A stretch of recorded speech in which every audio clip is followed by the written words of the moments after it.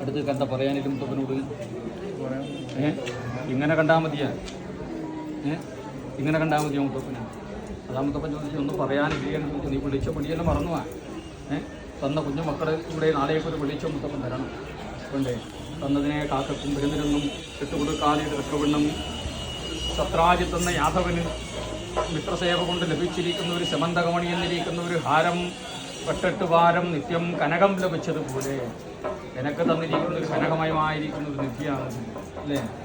അങ്ങനെയിരിക്കുന്ന ഒരു നിധിയെ ലോകത്തിങ്ങനെ കുറിച്ച് കളയരുത്. ആരോഗ്യമുള്ള ശരീരം നമുക്ക് കൊടുക്കണം, തളരാത്തൊരു മനസ്സ് കൊടുക്കണം, തകരാത്തൊരു ബുദ്ധി കൊടുക്കണം. അതുകൊണ്ട് എല്ലാ മുത്തപ്പനും നിറകതിര് പോലെ തരണം. ശത്രുക്കൾ ഉള്ള ജീവിതം, അവിടെ ശത്രു മികച്ചും ചങ്ങായിത്തം കുറഞ്ഞും വരുന്ന കാലത്ത് പാലത്തിനൊരു കൈത്താങ് പോലെ മുത്തപ്പൻ ഉണ്ടാവണം, തോണിക്കൊരു തുഴ പോലെ ഉണ്ടാവണം. മനസ്സിന് ഇരുട്ട് വരുമ്പോഴെന്തുകൊണ്ട്